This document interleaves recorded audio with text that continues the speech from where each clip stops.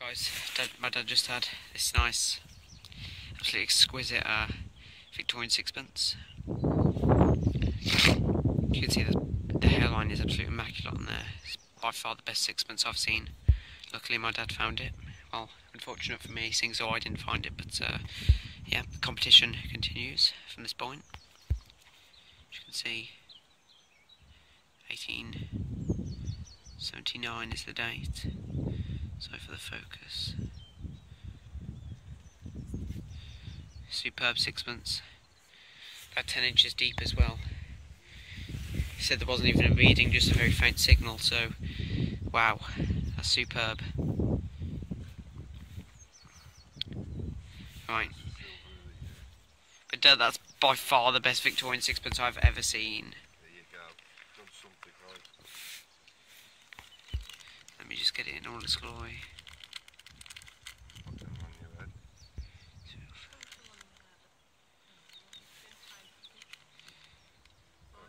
on to it for a minute.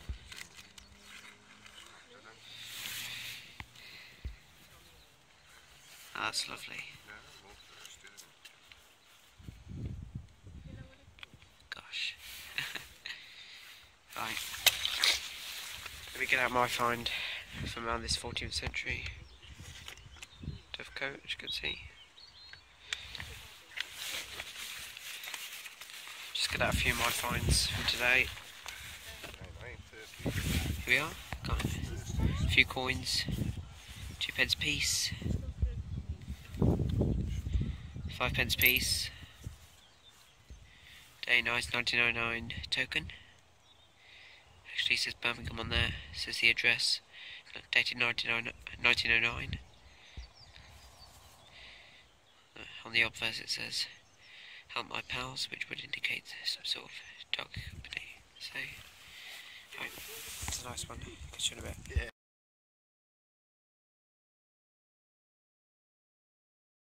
Right guys, this is probably the most unusual thing you've ever heard. Good 77.80 on there, indicates about an inch down actually, so not very deep in all honesty, but yeah, this massive field here. There's the 12th century church, a very nice Georgian house, Tudor type period house there, with some stables and typical farm barns, etc. Just that's a modern house there, 12th century church site, and then of course we have the nice 14th century dovecote there. Unbelievable. That was probably 2 inches, 3 inches down. The grass is very long, so I'm lucky I found it really. Actually I had this one earlier, so you get indication of what it actually is. There it is there. Probably already know what it is, but I'm not going to tell you until you see this one. It's a similar example to this here. It's a nice spectacle buckle. I actually received this. It was part of a donation from a fellow club member. Seeing so they didn't want it, they gave it to me as a very generous and friendly donation. So I'll happily keep that for many years to come. Yeah, so it's a nice, probably Tudor period, 1550 to 1650, I suspect, spectacle buckle. Due to the fact that, you know, it has the appearance of a spectacle glasses, hence the fact as to why it's called a spectacle buckle in that context. But very nice, it's very ornate. You can see the markings on there, the engravings that make it very nice buckle. But this one here, gosh, I can't actually believe it. Superb. Let's get it. Oh, absolutely stunning. Now that's just déjà vu. It's not a coincidence. That could only be explained by fate. I mean, come on. That's the most coincidental thing that's ever happened to me. I mean, I actually received one, and then I found one twice as ornate and decorated. It's incredibly decorative, this one. Truly exquisite. Very elaborately decorated there. Probably belonged to an ecclesiastical being who probably had eccentric wealth. You can see they were actually likely to live in one of those houses. I suspect the large Georgian house there, home to someone of obvious inherited aristocracy. But wow, I mean, the engravings are there are absolutely stunning. They're exceptionally well established and incorporated into the mould of this copper alloy buckle. There we are. Oh wow. Absolutely stunning. I've honestly never found a spectacle buckle as nice as this example here. I've had ones that come similar to it, both in terms of size, but nowhere near in terms of design and decoration. I mean, this is truly ornate. It's absolutely exquisite, exquisitely and elaborately decorated by probably someone who's skilled in that field of production. So as you can see, that is absolutely unbelievable. Such a nice buckle. Probably dates to the Tudor period. I suspect more so around about 16th, 17th century maybe. But guys, I'm well happy with that. Exceedingly happy. Wow. So that goes rather nicely with that one there, which was actually found by the dovecote over there, from which a hammered coin and my dad's lovely silver sixpence earlier came. But my luck's starting to get a lot better this afternoon, as it was quite an unproductive day at the start, but now it seems to be flourishing quite dramatically. So, wow, that is stunning. Look how nice that is. The pin would have sat there. Well, it's actually, the pin's gone, of course, lost in antiquity before it was dropped and found its way to me around 400 years later. So, wow, the decoration on that is stunning. It's by far the biggest and by far the most elaborately decorated one that I've ever found of this type of buckle. Wow. Not my earliest one was found a week ago now at that dig, but see, it's that big it won't even fit in one of the compartments of my finds box. That is stunning though. Gosh. Talk about buckles, guys. You can focus in there. That is absolutely superb. What a stunner. Let me just put it there. Superb. Well, I must congratulate myself upon finding that. Hopefully there'll be many more to find. I've only come on this field. I've only walked all the way from there to here. Had a bit of iron there. It sounded like a good signal. Large piece of plough. And then this superb spectacle buckle. Wow. Right, guys. I'm absolutely gobsmacked by that, really. The appearance of that find has just made me absolutely speechless in some way. Wow. Right, guys, I'll see you in a bit. Enough of the talking now. That short clip is 5 minutes longer. Right, catch you in a bit. So pleased with that. In a bit, guys.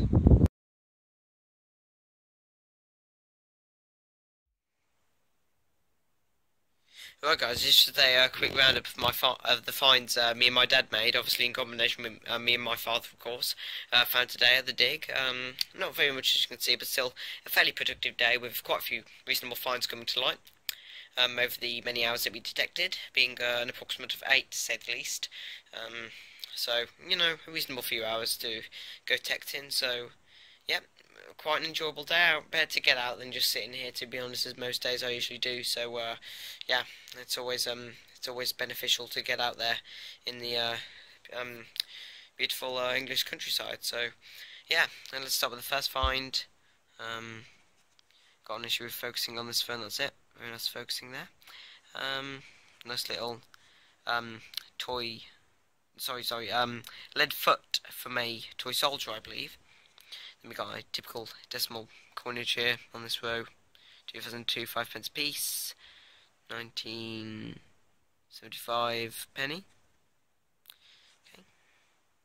1983 20-pence piece. 1989 20-pence piece.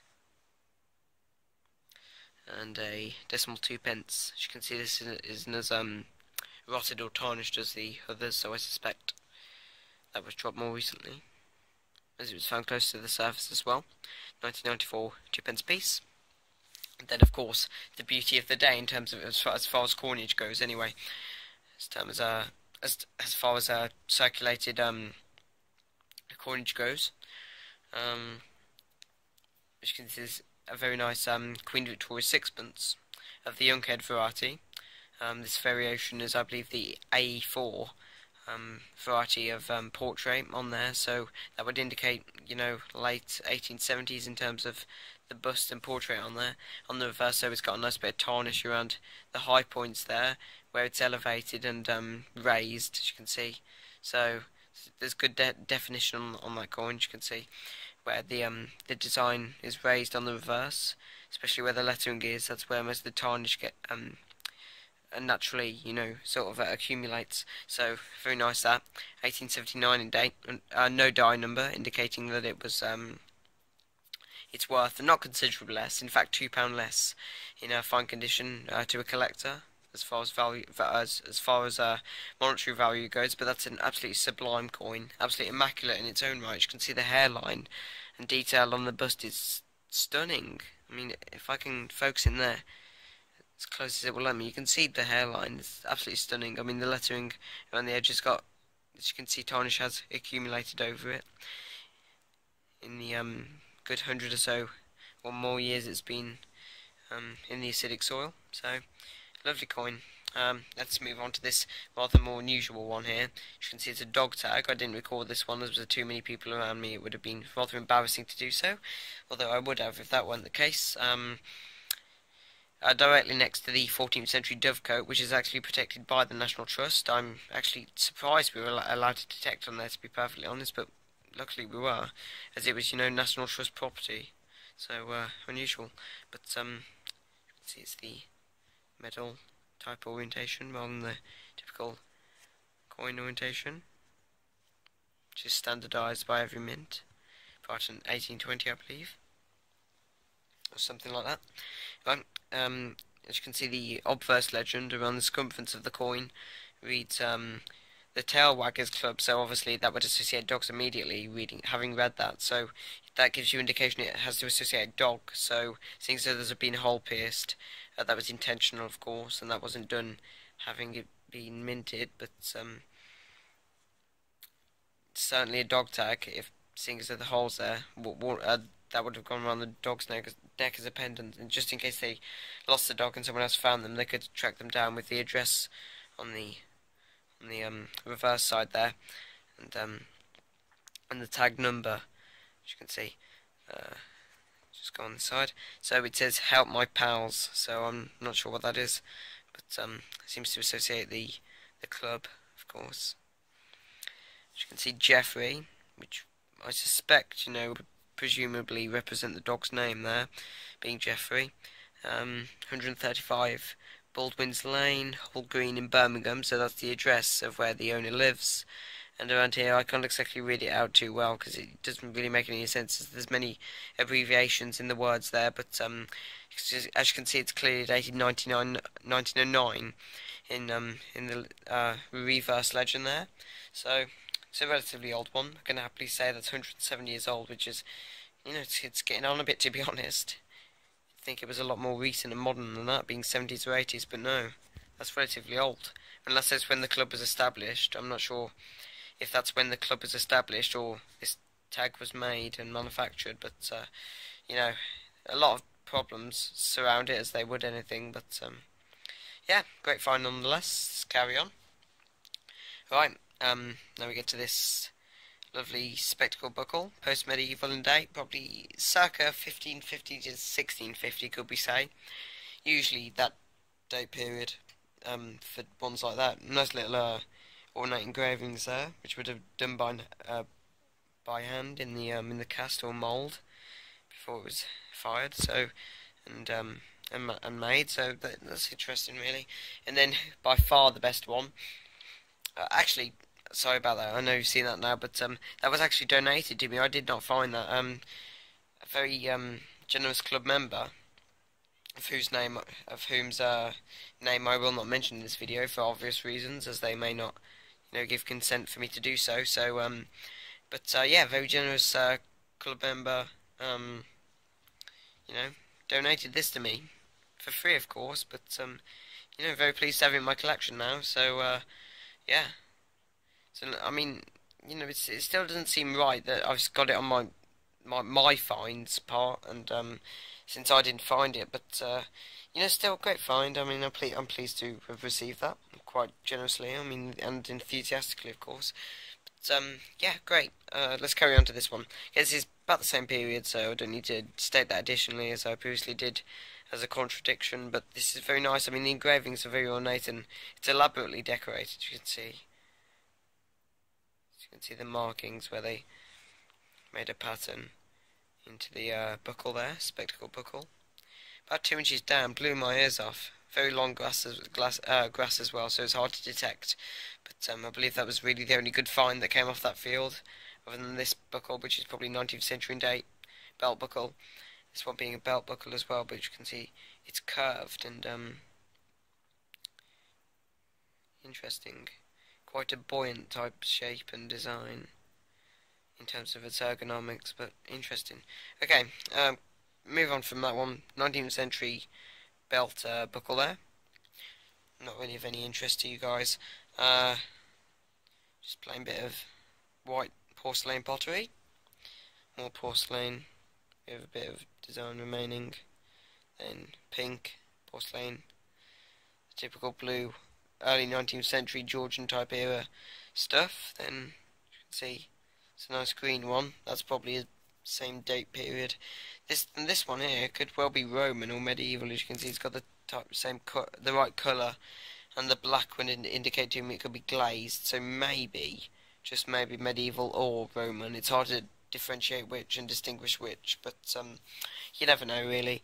So yeah, nice bits of this stuff. So not very old, Victorian or later.